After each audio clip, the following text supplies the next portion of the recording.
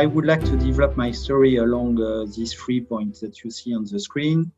And just as a wrap-up, give you some of the key insight before getting into the content. So on high cost of supply chain risk, why we want to focus on this is because there's a real value at stake. In our analysis that we conducted, companies, in fact, report 1 month plus of a disruption that occur every 3.5, 3.7 years.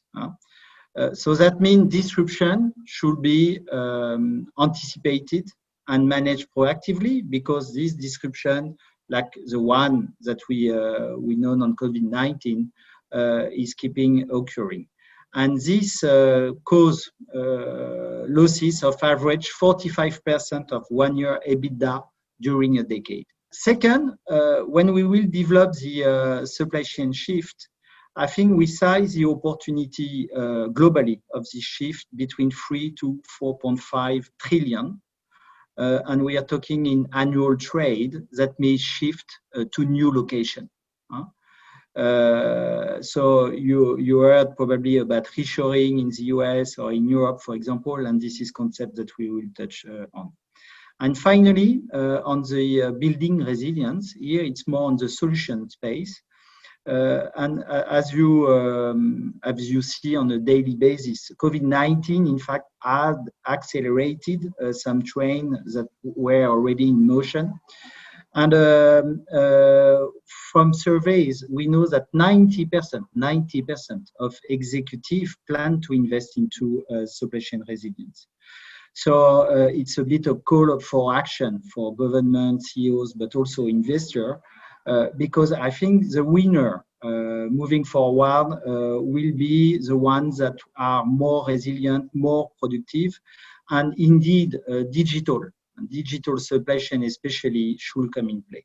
When we talk about, so let's start with what we call a value chain risk. A value chain risk, in fact, is defined from both an operational and a financial perspective.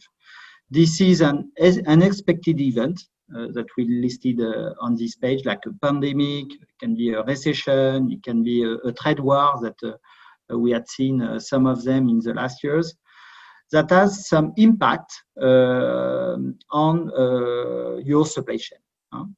And this impact will make it less resilient, just because you've got some weakness, like for example, a fragmented supplier network that is really hard to coordinate in terms of a strong crisis.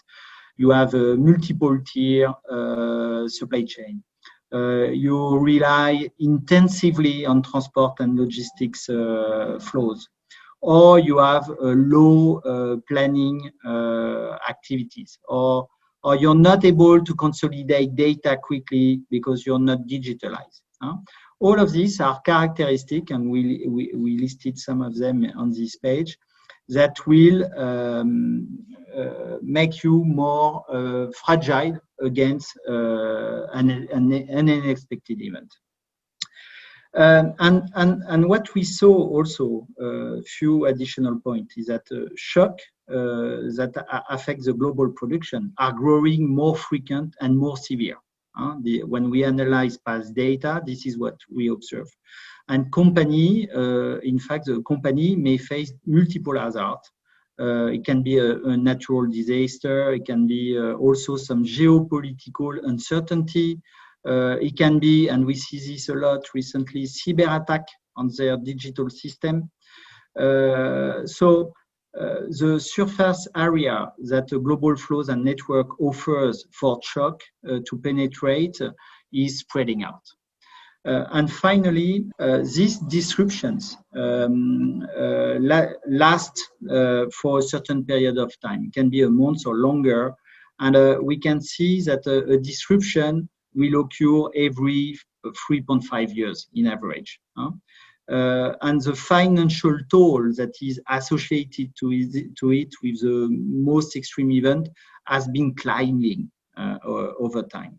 And so when we talk about shock also, we can distinguish them between whether they can be anticipated, what is the frequency of occurrence, what is the breadth of impact across different geographies and industries, and what is the magnitude of impact on the supply and demand.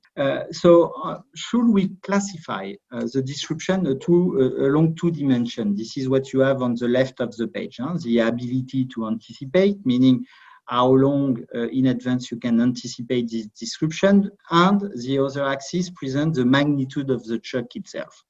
And we cluster three types of disruption.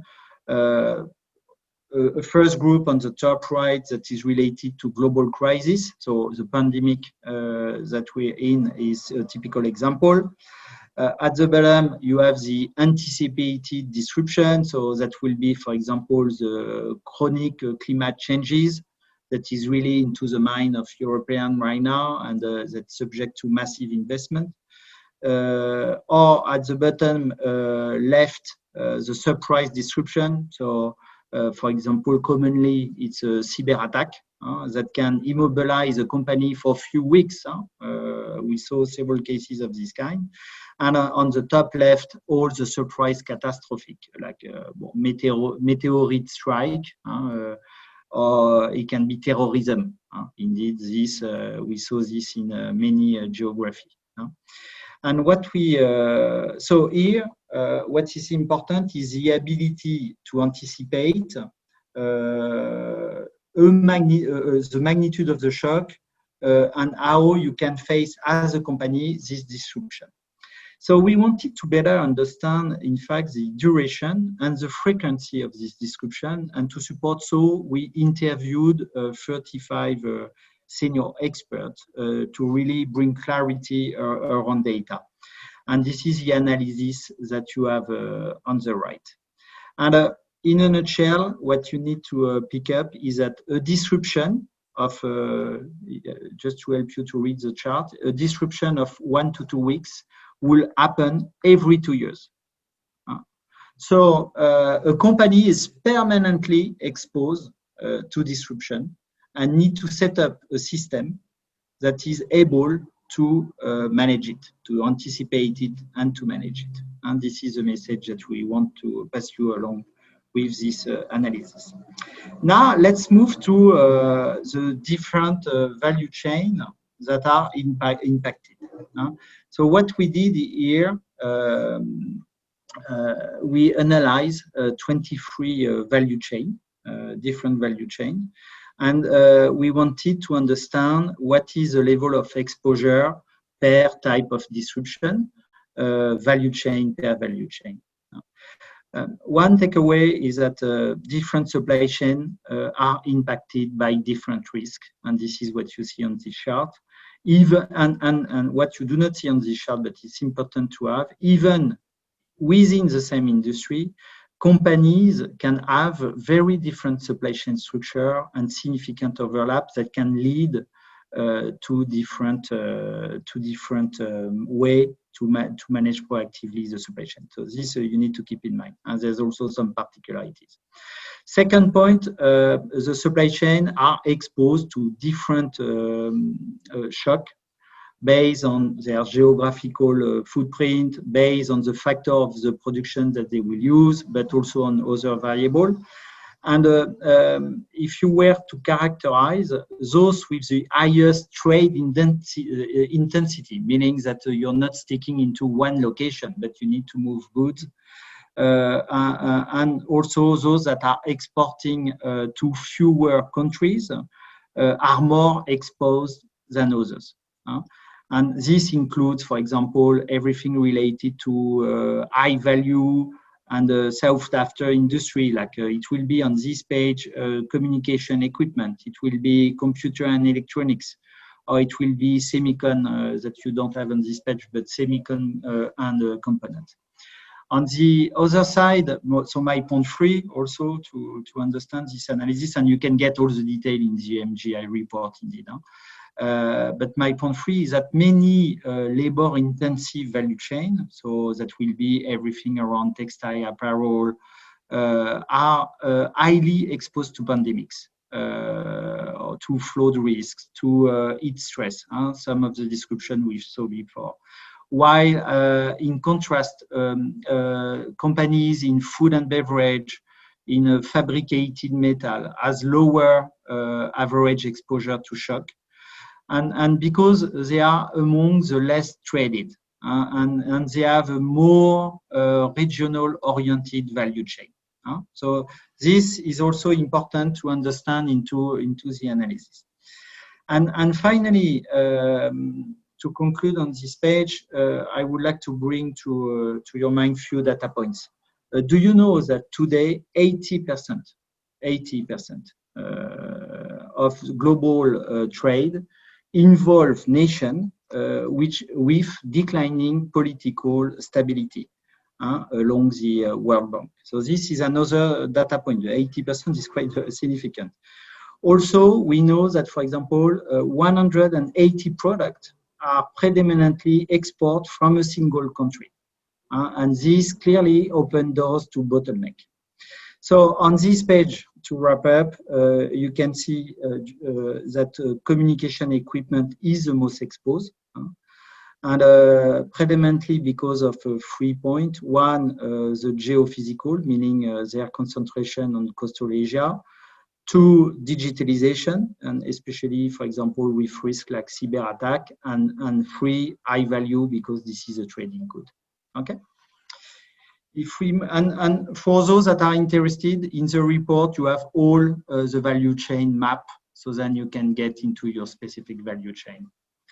Now, value chain, in fact, disruption could cause significant losses.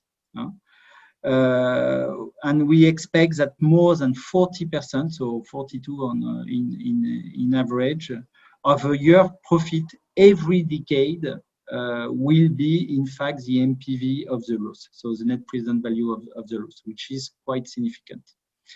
But just to bring a bit more facts around that, a single severe event that disrupt production for 100 days, so which is something that happens every 5 to 7 years on average, could erase almost all 1 year earning in some industry.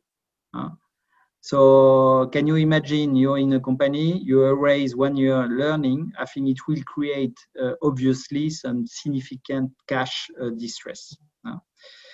So this, when we look at it, there's some sector, as I mentioned in the intro, aerospace, auto, and mining, where you see that expected loss can be significant. And so investing into resilience is a must. And I think this is one of the key learning of this COVID-19 crisis, is that many people realize that they don't have enough grasp onto their value chain, and they put a series of action plans to get back on track. So that was for the intro, and to give you a perspective on why resilience is at stake, and what could be the cost of a disruption. On the shifts that are underway, if we stick on the regionalization, we know that overall 16 to 26% of global export could shift to different countries, so either because of economic or non-economic factor. This we will talk about it later, but the magnitude is between 3 to 4.6 trillion in 2018. That could be at play. Now, when we look at the regionalization, many people talk about it. Since reaching the nadir in 2012, as you see on the chart, in fact, the share of trade occurring within the same region had begun to rebound. This is the last part of the chart with 3.7 point. And why? As the cost of labor increased in a major offshoring center, companies In fact, they realize the advantage of bringing production closer to home. It's not moving towards domestics production. And then they realize also that a regional network, production network, offers a possibility to better collaborate with suppliers, to be less exposed to risk, to have greater proximity to customer, to be more reactive, or also to reduce risk and cost of transportation. And in 2018, we knew that the intra-regional trade accounted for 60% of all trade in Asia Pacific and 64% in Europe. And among traded goods like automotive, chemical, and food and beverage products are commonly imported from regional partners. While at the other side of the spectrum, you can see that aerospace, medical device, pharmaceutical are more likely to go through long-haul trade. So I think this is an important factor. This is a trend that we will need to look at if it's confirmed. But to wrap it up on this regionalization trends, for economical or non-economical reason, this may arise. So on this page, we wanted to size a bit the shift per sector. And as I mentioned, is the value chain is impacted by economic or non-economic factors. So the bubble that you see is either filled to a certain extent depending on the magnitude of the factor. An economic factor is typically capital intensity, complexity, and non-economic factor will refer more to objective of a nation and what a nation wants to do within this industry. And what you can see is that the total shift, 3 to 4.5 trillion, is significant. And the big contributor around it are communication equipment, machinery, electronic equipment, auto, so all the high value goods. If I take a specific example, just to make it real. So here we took an aircraft motor, and we try to decompose how reshoring could have impact on the total cost.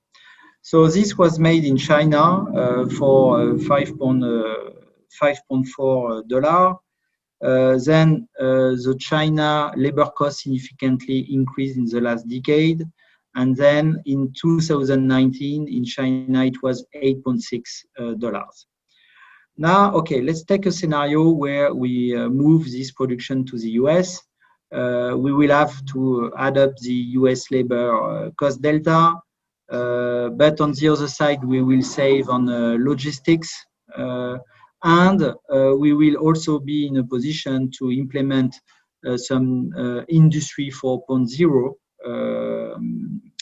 levers, being digital, automation, etc. That will lead us to a competitive position in the US compared to China with $8.9 compared to China. Now, if we nearshore this production to Mexico, then we will land to 6.9. So this is just a quick demonstration to illustrate how Industry 4.0 technology can offset here some labor cost differential. And among these Industry 4.0 levers, indeed, the digital supply chain is key.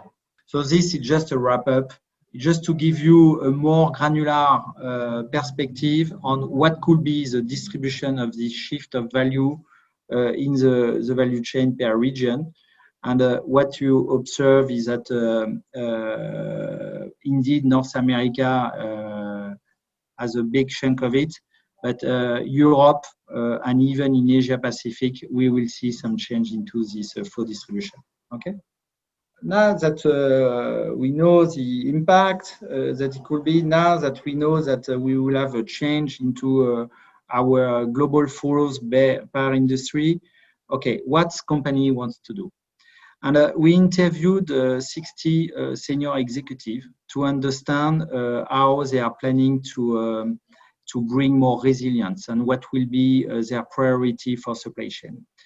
Out of this, there's two main takeaways. The first one is that supply chain leaders are planning to increase their resilience, and this is a vast majority with 93%. While at the same time, 44 indeed would like to increase resilience at the expense of short-term efficiency. And this is something that we see that among senior executives today, there's a strong focus on securing their value chain. And to do so, they want to activate several levers. One is around procurement, especially everything related to dual sourcing, to nearshoring of suppliers, and we see big movement. So being able to digitalize its procurement capabilities will be super important, from the requirement up to the conclusion of the RFP and then the procurement process. One other specific aspect is the comeback of inventory, meaning, okay, we went probably a bit too far into leaning down our inventory across the value chain. Why don't we build up more inventory on our critical product? Why don't we reintroduce some decoupling point where we can have inventory sitting here for late customization, but to a more broader scale than we had before? And indeed, it's also, there's something around rethinking the supplier footprint and supply chain footprint per region. So then we are less dependent on intercontinental flows and transportation. And finally, just to conclude on these levers, there's one other that is super important, and where digital supply chain, I mean, especially with advanced analytics, will come in play, is on how can I simplify my portfolio of product, and with less product, generate probably the same value and growth that I have today. This is what we call SKU rationalization. And more companies are using advanced analytics to address on a regular basis this particular aspect. Quickly on this one, it's just to give you a bit of a frame on what are the different areas that need to be addressed. So data security, indeed. So we see a lot in digital supply chain saying, okay, we need to build a data, master data backbone, okay. But the more you concentrate data on a backbone, the more you may be exposed to attack, cyber attack. So it's super important to address this data security and to have a protocol to protect it. There's question also around, if I pick up a few examples, there's a question around the operational aspect, and especially to understand when you have a lot of variability in terms of number of suppliers for some certain component, where you have supplier concentration, for example, in some targeted component or raw material. All of this expose you to risks, and it need to be mitigated. This is what we had the dual sourcing. We also saw on operational, for example, during the COVID-19, that all companies suddenly accelerated their planning cycle. It was super hard to have a monthly sales and operation planning in a normal state, while in COVID, they were doing supply and operation planning on a weekly basis. And probably without the right infrastructure. They were doing it with spreadsheets, systems were not there, they did not have full information. But this is also an accelerator. There's really four areas, four features that need to be in place as long as the digital supply chain is concerned. First, end-to-end visibility on risks. So meaning get the risk, you need to understand the flows, the exposure. So end-to-end visibility of your value chain is a must.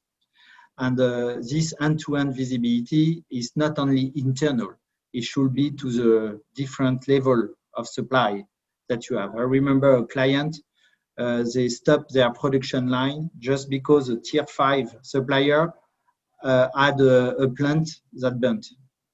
And it was monosource, and they were not able to have the right goods based on this raw material. This was a key issue. Also, managing risk is not a one-time exercise. So that means that this risk stress testing should be embedded into the digital supply chain. We should have a continuous measurement of what is the scope of my risk and what are the risks I'm exposed to and how to mitigate. Indeed, we need to have digital to anchor action, so to reduce the vulnerability and the exposure to this cost. And it should be supported at the top of the senior agenda. So a few things to get there. First is to establish the metrics, embed them into the regular sequence of planning activities and supply chain planning activities. Second is to be able to have a tool from the buyer up to the customer service, where we have transparency on resilience, on cost and service. Third is to be able also to communicate. Okay, I'm an LC company because you know what? I'm managing profitability. I've got a purpose. Can be a social impact, for example. But also, you know, I will secure my future because I've got visibility on what are the risks I'm exposed. I know how to deal with it. So I will have a long-term resilience of my profitability. And the last thing also is that in the long run, there's probably some action that I can conduct within my value chain or with a stakeholder like government that I need to put in place. To conclude on the digitalization of supply chain, in fact, and this is a bit surprising, that so far the investment has been very limited. And probably this is a shock that was needed for supply chain digitalization to pick up. But what you see on the chart, in fact, is what are the digital supply chain technologies that has been put in place, and in which industry the respondent assess that they are already digital or they did minor investment or major investment. And when you look at it, advanced electronic semicon is at the top of the spectrum, where 25 of the respondents are saying, okay, I'm already digital, I can consider it, or they're planning major investment, 63% of them. Why? And at the other end of the spectrum, you have healthcare, especially with pharma and medical device, where you know, only 8% estimate themselves as fully digital. And one last word, when you look at the geography, none of the company are answering their digital, which is quite surprising. And one other data point is that in the US, if I take another region, 50% of companies operating in the US, for now they only plan minor investment. This is the situation. So there's huge potential to impact. Levers are known, so I let you engage into this discussion. There's few questions on which you can share with your colleagues on that need to be addressed moving forward by companies. Indeed, the quantification, how to measure resilience, what are the incentives that you can put in place, how can I test my assumption and that the systems that I have is robust and resilient. and also how I can pick up resilience as a competitive advantage. And under resilience, you already understood that we have the end-to-end digital solution. Thank you very much.